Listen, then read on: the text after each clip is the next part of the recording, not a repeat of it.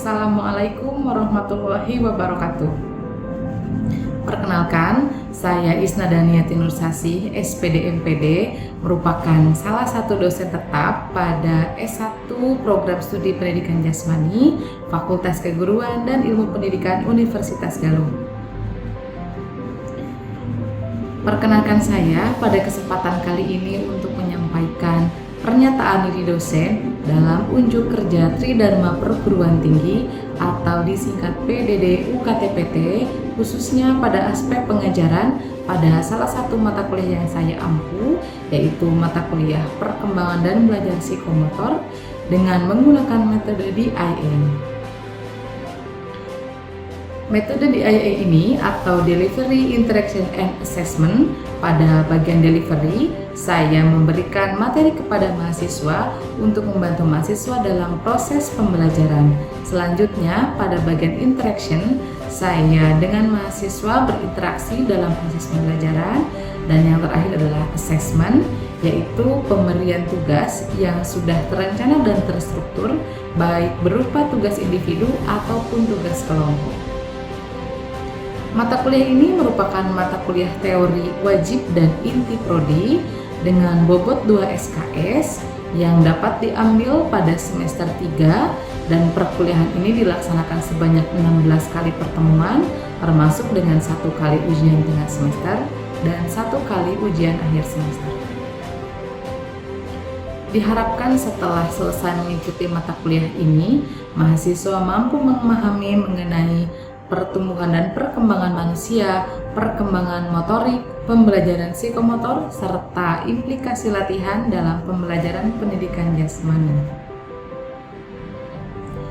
Sejalan dengan profil lulusan pada program studi pendidikan jasmani, yang diantaranya yaitu sebagai pendidikan jasmani dan peneliti, maka CPMK pada mata kuliah ini dibagi menjadi 4 aspek. Aspek yang pertama adalah aspek sikap, yaitu berkontribusi dalam peningkatan mutu berkehidupan, bermasyarakat, berbangsa, bernegara, dan kemajuan peradaban berdasarkan Pancasila, dan menjadi pembelajar sepanjang hayat.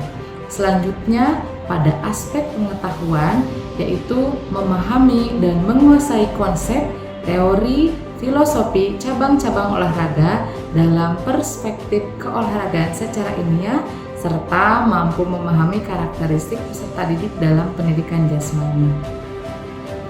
Selanjutnya, aspek yang ketiga adalah aspek keterampilan umum, yaitu mahasiswa mampu menguasai konsep teoritis secara umum dan khusus pada bidang perkembangan dan belajar psikomotor dalam pendidikan jasmani secara mendalam, serta memiliki kemampuan untuk mengambil keputusan penyelesaian masalah dalam pembelajaran pendidikan jasmani.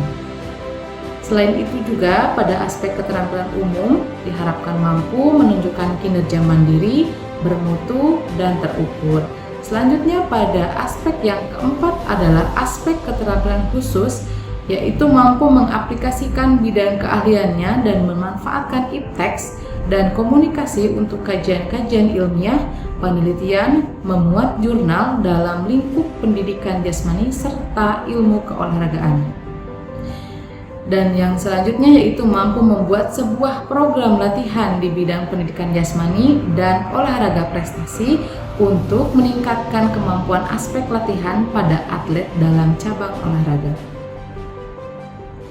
Adapun materi yang saya berikan pada mata kuliah ini, yaitu yang pertama adalah konsep pertumbuhan dan perkembangan manusia, yang kedua konsep dasar pendidikan jasmani dan olahraga, yang ketiga konsep perkembangan motorik, yang keempat fase-fase penguasaan dalam keterampilan motorik, yang kelima perkembangan gerak perseptual, yang keenam faktor-faktor yang mempengaruhi perkembangan motorik, yang ketujuh teori belajar kognitif dan behavior.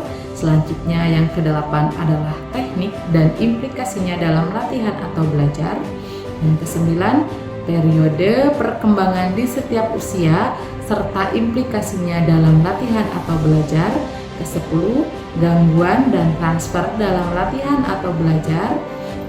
Dan ke-11, dorongan dan koreksi dalam latihan atau belajar keterampilan motorik. Ke-12, mental rehearsal dan relearning dalam latihan atau belajar keterampilan motorik. Dan yang terakhir adalah pembelajaran dan latihan multilateral.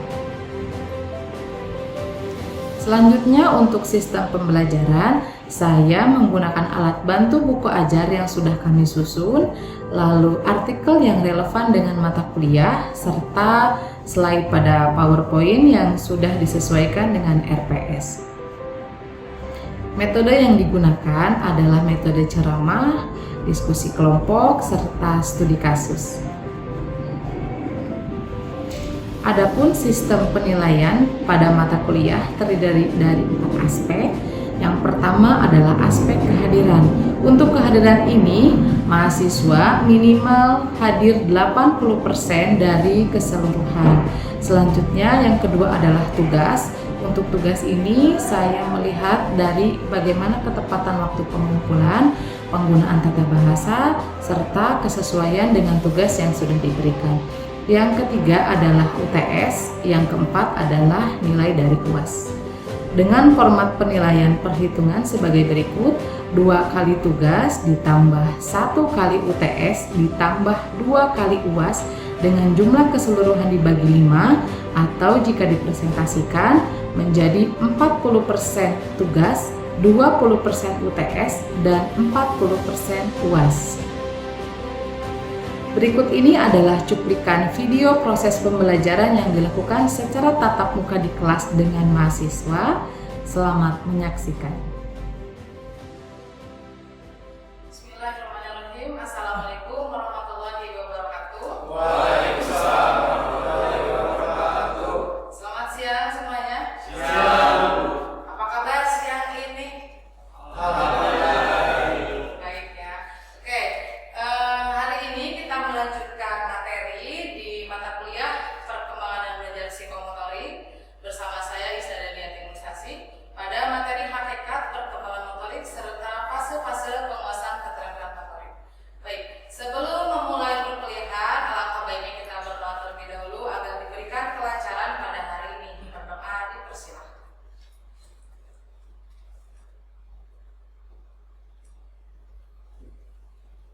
Selesai. Oke.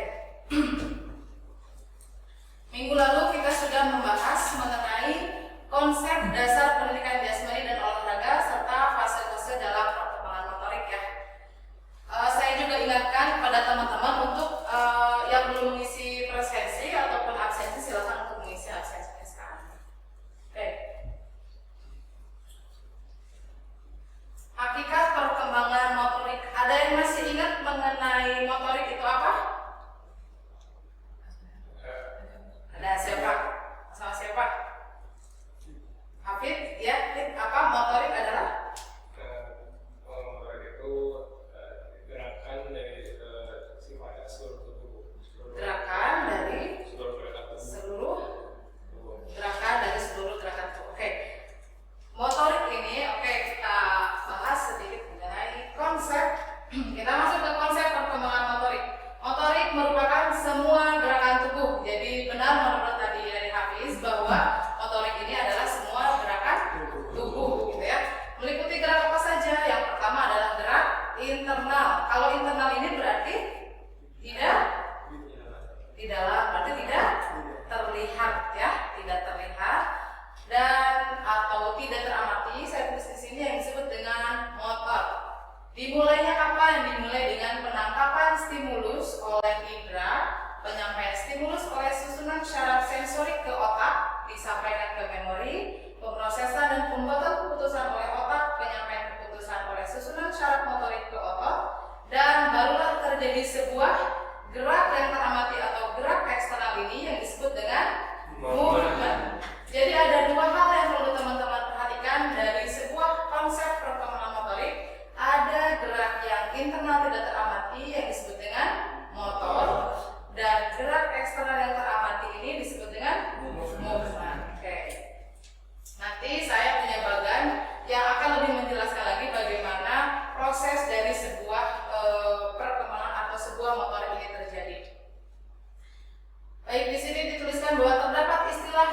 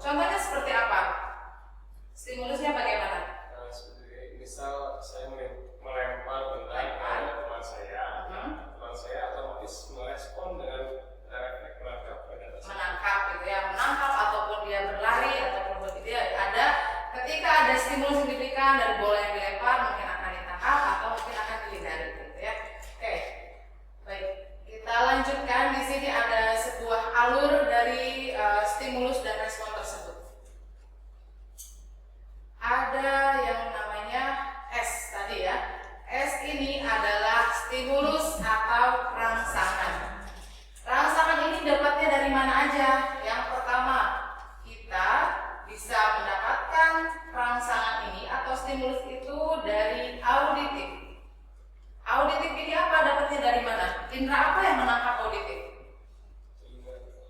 Telinga, atau dari pendengaran, atau suara. Betul. Oke.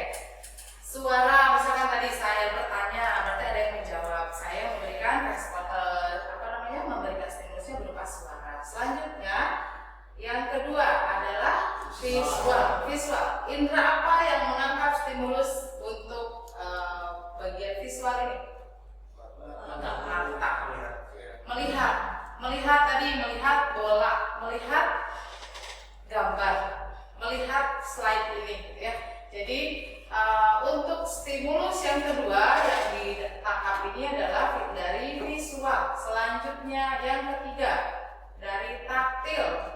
Taktil ini didapatkan oleh apa? Diterima oleh siapa rangsangan ini atau stimulus ini diterima oleh siapa? Oleh kulit. Ya, oleh kulit berarti indranya indra peraba, merasakan. Bisa merasakan apa? Merasakan panas, merasakan dingin, terus apa lagi? Merasakan kasarnya permukaan bola gitu ya. Itu dari taktil. Selanjutnya yang terakhir dari alat indera sebagai penerima stimulus ini adalah kinestetik. Kinestetik ini merupakan sebuah perasaan gerak. Jadi kinestetik ini diterimanya oleh otot atau proprioseptor, ya. Kinestetik ini seperti perasaan geraknya kalau teman-teman melakukan servis di voli.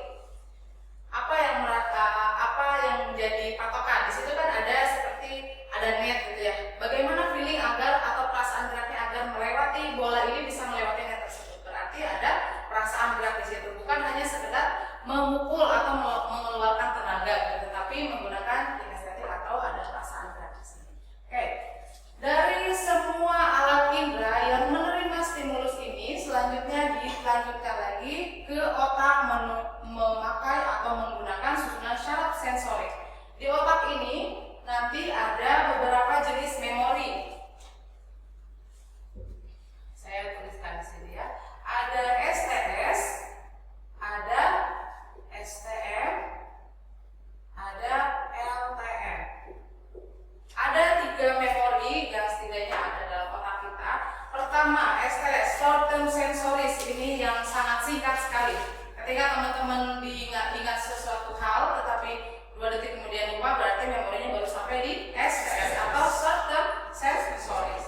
Lalu yang kedua ada short term memory, ini agak lebih panjang, misalkan 2 menit, 3 menit itu ingat gitu ya.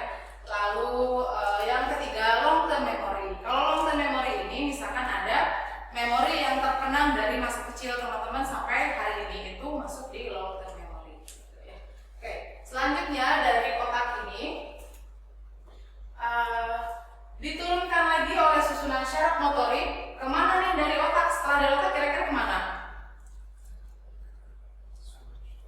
Ke otot, betul. Dari otak diturunkan ke otot, barulah di sini terjadi sebuah gerak. Oke. Jadi tadi kalau misalnya kita ingat ada kalimat atau ada sebuah kata motor dan movement, motor ini dari mana sampai mana?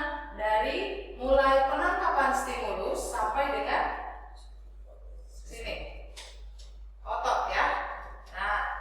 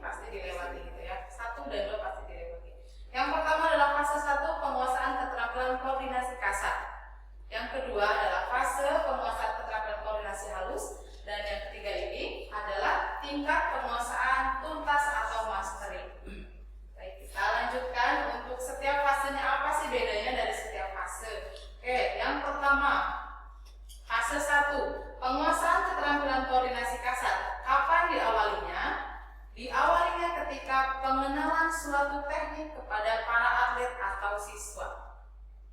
Berakhir ketika mereka telah mampu melakukan gerakan itu diubah suatu kondisi yang lebih mudah nih. Ada kondisi lebih mudah kalau disebutkan seperti ini. Apa yang teman-teman bisa bayangkan? Kondisi yang lebih mudah. Kalau di penjas atau di olahraga ada yang namanya modifikasi. Ada modifikasi alat misalkan gitu ya. Ada modifikasi untuk gerakan bagaimana agar siswa bisa melakukan gerakan tersebut dengan baik. Jadi untuk fase yang pertama adalah keterampilan koordinasi kasar ini di bawah kondisi yang lebih mudah. Dapat dilakukan dalam bentuk kasar atau tidak sempurna. Oke. Guru gimana nih fungsi guru di sini? Jadi harus membantu siswa yang baru masuk di fase 1 ini untuk bisa melakukan gerakan tersebut dengan berbagai cara. Tadi ada modifikasi, kalau bolanya terlalu berat atau terlalu besar diberikan bola yang lebih kecil, yang lebih ringan gitu ya. Selanjutnya, transfer gerakan dari setiap anggota badan masih belum terkoordinasi dengan baik. Aliran gerakan yang ditampilkan masih tersendat-sendat. Jadi contohnya kalau di bola voli misalkan tersendat-sendat, jadi belum langsung ketika dilemparkan bola belum langsung bisa diserviskan, tetapi masih ada bolanya dilempar kemana, dipukulnya di salah posisi bola, jadi tidak sampai gitu ya ke area yang ditentukan. Selanjutnya, luas gerak atau space yang digunakan untuk melakukan suatu gerakan pada bagian tubuh belum tepat atau belum optimal, dan belum ada ketepatan dan kekonstanan gerakan yang baik, dan belum memiliki kemampuan yang baik dalam menerima dan mengolah informasi. Oke. Jika atau teman-teman misalkan sudah mengajar di sekolah dasar ataupun di PAUD, ini mungkin masih di fase yang pertama. Jadi kita harus sebagai guru harus banyak membantu bagaimana caranya agar siswa tersebut atau murid kita bisa mengikuti pembelajaran dengan baik. Selanjutnya fase 2, penguasaan keterampilan koordinasi halus. Kalau ini sudah naik level dari yang pertama tadi. Kalau yang pertama tadi di kondisi yang di bawah kondisi yang dipermudah, kalau ini di bawah suatu kondisi yang normal. Boleh teman-teman sambil dibaca ini, sambil nanti saya jelaskan, saya izin ini. Kalau untuk yang fase kedua yang halus ini, contohnya teman-teman sudah punya atlet di sekolah di bola voli, tetapi ketika berpindah ke sekolah yang lain, siswa ini menjadi tidak pede, siswa ini tekniknya hancur lagi gitu ya, menjadi nol lagi. Berarti itu masih di fase yang kedua, fase yang koordinasi halus gitu ya. Tapi sudah lewat dari yang kasar karena sudah bisa melakukan teknik dan baik. Servisnya sudah bagus, passing sudah bagus. Tapi ketika pindah tempat, terus misalkan lawannya berganti gitu ya, itu menjadi kacau lagi gitu, untuk tekniknya berubah lagi. Jadi itu perbedaan dengan koordinasi yang halus ya. Nah, di sini juga adanya fase stagnasi atau lamban dalam kemajuan belajar, karena rata-rata di sini tidak menurut sebuah penelitian, jadi banyak yang merasa tidak ada perkembangan gitu ya dalam posisi koordinasi halus ini. Oke. Yang terakhir atau fase 3, tingkat penguasaan tuntas atau mastery ini biasanya sudah didapatkan atau dimiliki oleh atlet yang telah mampu merealisasikan teknik secara efisien. Bedanya apa dengan yang kedua? Kalau yang kedua tadi ketika berpindah tempat itu menjadi balik lagi nggak bisa gitu ya, jadi tekniknya tidak sesuai lagi. Kalau yang ini walaupun dalam kondisi suatu pertandingan atau di bawah kondisi yang berbeda, ada tekanan ataupun berubah-ubah, itu tetap tekniknya tetap bagus dan mempunyai tugas gerak yang optimal tanpa ragu-ragu. Jadi kalau misalkan punya ada tantangan dari lawan gitu, dia sudah bisa, jadi tidak bingung lagi gitu ya untuk di fase yang ketiga atau penguasaan tuntas mastering gitu. Oke, selanjutnya ini ada beberapa karakteristik. Memiliki kemampuan mengantisipasi suatu situasi dan kondisi secara baik. Jadi tidak harus selalu sama dengan yang dijelaskan atau yang diajarkan, tetapi dalam kondisi yang berbeda pun dia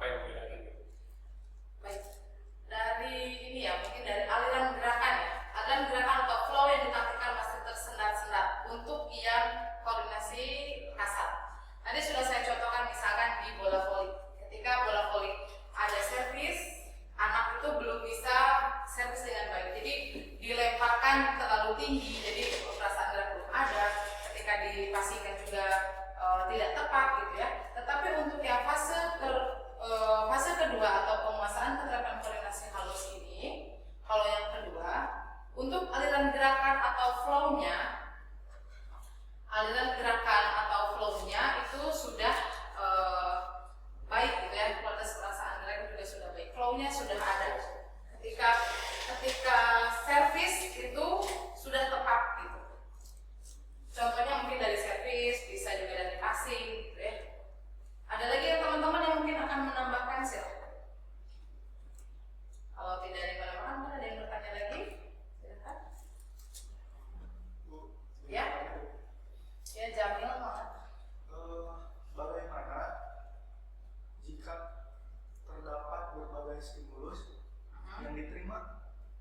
Oh, bagaimana ketika tadi berarti di awal ya? Bagaimana jika banyak stimulus yang diterima dalam waktu yang sama, mungkin seperti itu ya? Oke.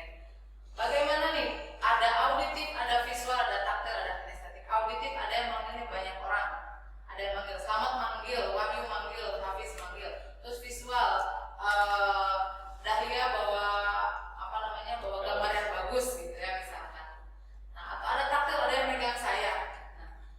Jadi ketika stimulus yang datang itu banyak, kita perlu merespon yang paling besar. Biasanya seperti itu. Kalau ada yang memanggil dari jauh, ada 3 orang yang memanggil dari jauh, karena memang stimulus itu tidak bisa ditahan gitu ya, semuanya tidak bisa ditahan, diterima dengan reseptor kita. Tapi kita biasanya akan memilih mana stimulus yang paling besar. Mau yang dipukul kah, yang ditepuk yang paling dekat, oh berarti saya langsung nengoknya kemana, ke Dahlia gitu. Tapi yang manggil dari jarak jauh, dari Selamat, dari Wahyu itu tidak terlalu terrespon dengan cepat gitu, karena ada yang lebih dekat untuk memberikan stimulus kepada saya seperti itu. Bisa dipahami Jamil? Baik. Ada yang ditanyakan lagi? Sudah cukup? Baik. Oke, mungkin itu saja materi yang disampaikan pada hari ini. Terima kasih untuk kehadirannya. Semoga ada manfaat yang bisa diambil dari materi kali ini. Sampai ketemu lagi minggu depan di mata kuliah perkembangan dan belajar psikomotorik. Mohon maaf dari segala kekurangan. Billahi taufiq wal hidayah. Wassalamualaikum warahmatullahi wabarakatuh. Waalaikumsalam warahmatullahi wabarakatuh. Demikian deskripsi dari mata kuliah yang saya ampu. Untuk perhatiannya, saya ucapkan terima kasih. Sekian dari saya. Billahi taufiq wal hidayah. Wassalamualaikum warahmatullahi wabarakatuh.